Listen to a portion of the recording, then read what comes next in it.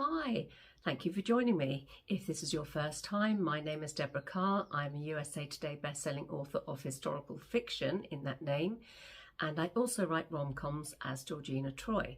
If this isn't your first time here, thank you so much for coming back. If you want to make sure you receive alerts for any of my weekly, sometimes bi-weekly little videos, please subscribe below. Click on the little red box that says subscribe, and please, if you enjoy this video, click on the thumbs up. It helps other people find me. So thank you very much for joining me. Today I thought I'd talk about something that has occurred twice this week. Now I've had this conversation probably only once before, but it is something that troubled me an awful lot and held me back an awful lot. Quite a few years ago now, because I'm actually working on my 28th book, and I was first published in 2013. So it is, well, actually that's 11 years now, isn't it? But in the matter of 2 days, so last night and a couple of days before that, I had this same conversation with two other people. And it occurred to me that this is, or can be, a big reason to hold yourself back from doing something you really want. What is it? Well, it's basically not the fear of failure, although that can hold a lot of us back, but what people don't talk about, or don't seem to talk about as far as I'm aware, is the fear of success. So I had a fear of success for a long time. It was basically, I mean, I've been writing since the mid-90s. I wrote my first book. I've got a massive spreadsheet of agents that I've sent my books to over the years. I have actually had 2 agents. I'm agentless now by choice. And I've also got a massive spreadsheet of publishers that I have sent various different books to, submitted to over the years. And when I was doing that, I had obviously a fear of failure, that they wouldn't sign me up, sign up my book, and to be fair, most times obviously they didn't, and that's fine. But one of the things that actually held me back more than a fear of failure was a fear of success. So at the time, since 2019, my children have been independent. They earn their own money, they live in their own homes, and I can basically, well, I don't have to worry about supporting them through their education basically. So, but up until that point, or a couple of years before then, I was supporting them through their education. In Jersey, we don't have the same loan system as they do in England, where you get a student loan and you then pay it back over so many years. You have to basically find the money and pay up front. You can get a grant, but depending on your circumstances, you might not be able to.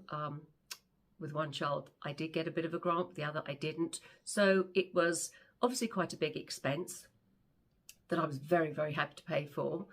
And so I ended up doing a job for probably about 17 years that I really, really didn't like. It was in finance. I had dyscalculia, so I'm rubbish with numbers. Therefore, obviously, I'm not an ideal person to work in finance. I mean, I was very, very careful, obviously, because I know I'm hopeless with numbers. I can't take down a telephone number, especially now the longer ones we have for mobile phones, without, I'll check it 5 times, and on the 6th time I check it, I'll realise I've made a mistake. I've transposed 2 numbers or something. So I did a job working in finance for 17 years that I wasn't really good at, and I didn't really enjoy either. And that was because, obviously, of my life choices. I had a mortgage to pay, I had education to put my children through, and I was very happy to do that. Those are my choices, and that's why I did the job. And then I thought, my fear was that if one of these agents or publishers do take my book, what if it's a success? What will that mean to my life? Will that change my life dramatically? And if so, am I ready for it? And that fear of success really did hold me back for an awfully long time. Now, one of the people I spoke to is an aspiring author who was saying to me that she not only fears failure, but she also fears success. And it just rang bells with me, because I was held back by that for an awfully long time too. And then I spoke to someone very close to me a close friend yesterday who has applied for a job, a role that they really, really wanted or really want, and was saying to me, you know, I've applied for this role. I was hoping to reduce my hours, but this role will mean I will work actually longer hours. So on the one hand, I'm really scared I won't get the job, but on the other hand, I'm scared that I will. And I don't understand why I'm feeling that way. And I said, that's just a fear of success. I've had that many times before. And she said, oh yes, that's exactly how I feel. But why do I feel that way? And I said, because although you have decided you want to work fewer hours, you've also decided you really, really want this job. It's a job she's been hoping that will come up for quite a long time now, and now it has done. And if you do get this job, on the one hand, you'll be delighted because you've got the job that you really, really wanted.